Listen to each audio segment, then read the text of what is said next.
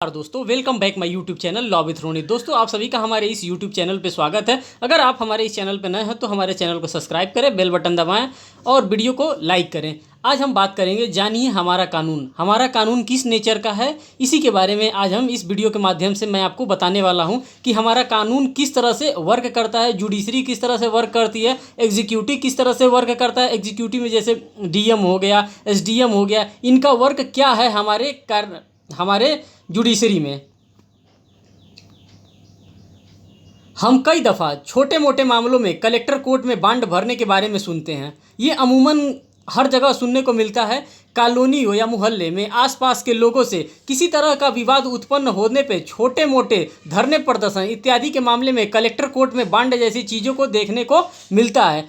कोई भी कहीं पे भी छोटा मोटा अगर झगड़ा हो जाता है तो लोग कहते हैं कि कलेक्टर के यहाँ जाइए और बांड भर करके आप अपने आप को मुक्त करा लीजिए। कभी कभी थोड़ी मारपीट हो जाए पर पुलिस मारपीट का मुकदमा दर्ज नहीं करती है। कभी कभी छोटे छोटे मामले होते हैं जिसमें झगड़ा हो गया, कहीं हाथापाई किसी से हो गई, तो उस मामले में पुलिस जल्दी एफआईआर नहीं दर्ज करना चाहती है, अपितु शिकायतकर्ता की शिकायत पर आरोपी से बांड भरने को कहती है। ऐसे बांड कलेक्टर की कोर्ट में लिया जाता है। जो ये छोटे छोटे मैटर्स में जो पुलिस वाले बॉन्ड भरने के लिए कहते हैं, ये छोटे छोटे मैटर्स पे कलेक्टर के कोर्ट्स में ये बॉन्ड को भरवाए जाते हैं। हमारे देश में पुलिस का कर्तव्य अपराध होने पर प्रकरण दर्ज करना नहीं है, बल्कि अपराध को रोकना भी उनका कार्य है। जो एग्जीक्यूटिव मजिस्ट्रेट हैं, जो कार्यपालिका में लगे हैं, उनका काम है कि अपराध को कम से कम होने दिया जाए। यही उनका सबसे असल कर्तव्य है। पुलिस दंड प्रक्रिया संहिता के कुछ उनको शक्तियां भी दी गई हैं। ये शक्तियां कलेक्टर और एसडीएम।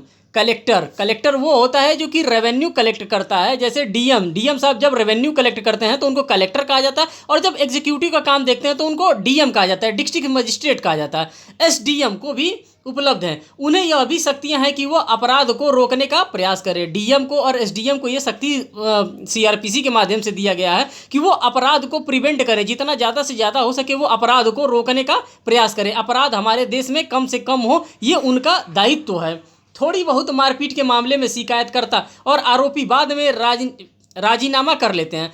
कुछ समय बाद हम लोग देखते हैं कि जिन दोनों पक्षों के बीच में लड़ाई होता है, वो दोनों पक्ष बीच में आपस में कुछ दिन बाद राजीनामा कर लेते हैं, क्योंकि लोग भी यह सोचते हैं कि बाद में कोई किसी प्रकार का वाद विवाद बाकी न रहे। इसी वजह से छोटे छोटे मामलों में पुलिस सीधे प्रकरण दर्ज नहीं करती। प्रकरण दर्ज करने का तात्पर्य है कि छोटे मोटे मामलों में पुलिस जल्दी रिपोर्ट नहीं दर्ज करना चाहती है, क्योंकि अगर पुलिस मुकदमा बनाएगी और बाद में पीड़ित और आरोपी आपस में राजीनामा कर लेंगे तो सरकार का धन भी बर्बाद होता है। इस तरह से सरकार की जो रेवेन्यू होती है वो इसमें डिसॉल्व होने लगती है, पुलिस का समय भी इसमें बर्बाद होता है। इस लिहाजे से पुलिस छोटे मोटे मामले में सीधे मुकदमा दर्ज करने से गुजेर करती है, मतलब उसमें से बचना चाहती है। जो छोटे मोटे मामले होते हैं, जो ट्रिपल्स नेचर्स के मामले होते हैं, उस मामले को पुलिस जल्दी रिपोर्ट नहीं करना चाहती है। कोई भी अपराध होने पर पुलिस भविष्य के लिए अपराध रोकने का प्रयास करती है। कोई भी अपराध होता है तो पुलिस सोचती है कि इस अपराध को न हो, इसको रोकने का प्रयास भरसक करती है। वह पीड़ित और आरोपी को समझाने और आरोपी से कलेक्टर के समक्ष उपस्थित होकर बांड भरने को कह सकती है,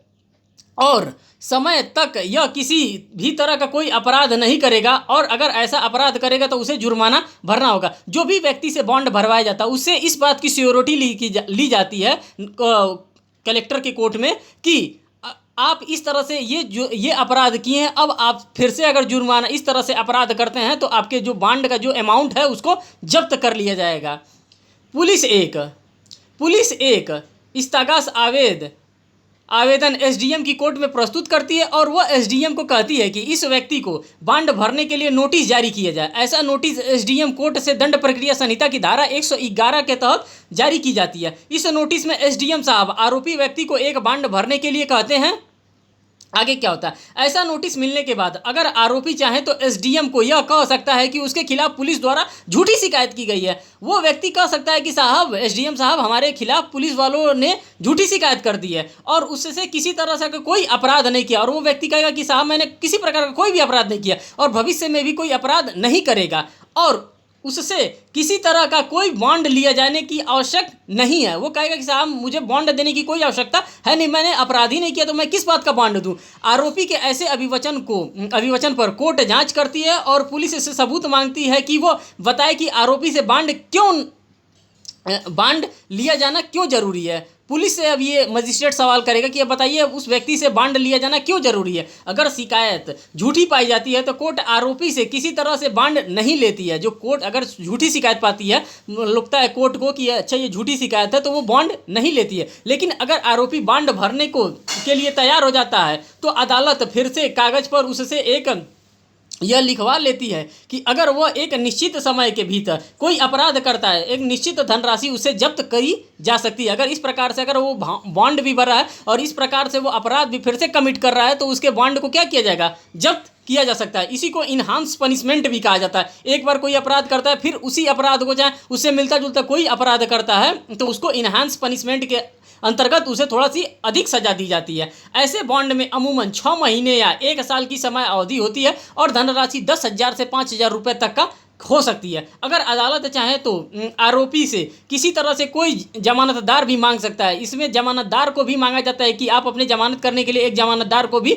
लेके आइए, एक गवाह को लेके आइए। ऐसा जमानतदार अपनी ओर से आरोपी की जमानत लेता है और वह यह गारंटी लेता है कि अगर आरोपी ने किसी तरह से कोई अपराध किया तो जमानतदार से ऐसी धनराशि जब्त की जा सकती है। जो जमानत उसका दिया है उसकी धनराशि को यहाँ पे कोर्ट के द्वारा जब्त किया जा सकता है। हालांकि ऐसा बॉन्ड आरोपी को सरलता से नहीं भरनी चाहिए, क्योंकि इससे एक रिकॉर्ड बन जाता है। बाद में फिर आरोपी को एक बड़े अपराधी के रूप में भी पेश किया जा सकता है। अगर शिकायत झूठी की गई है तो आरोपी को कोर्ट से यह कहना चाहिए कि वह उचित जांच करे। अगर जांच में यह तय हो गया है कि शिकायत झूठी थी, तब किसी तरह का कोई बॉन्ड नहीं भरा जाएगा। अगर शिकायत सही पाई जाती है तो दंड प्रक्रिया संहिता की धारा 116 के तहत बॉन्ड भरना ही होता है। ये जो मैंने आपको बात बताई ये बहुत इंपॉर्टेंट बात होती है कि कभी भी दो व्यक्तियों के बीच में मारपीट हो गया, कहीं झगड़ा हो गया, तो लोग अपने कानून के बारे में नहीं जानते, अपने हक के बारे में नहीं जानते हैं, वो किसी तरह के भी उलझावे में फंस जाते हैं और इसका फ़ायदा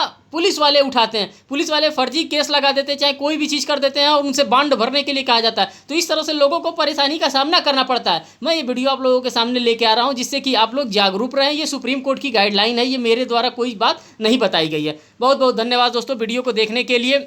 अगर आप चाहते हैं कि इस लीगल नॉलेज को अपने दोस्त मित्र फ्रेंड यार को भेजना चाहते हैं तो आप इसको बेझिझक शेयर कर सकते हैं। बहुत बहुत धन्यवाद दोस्तों, थैंक यू।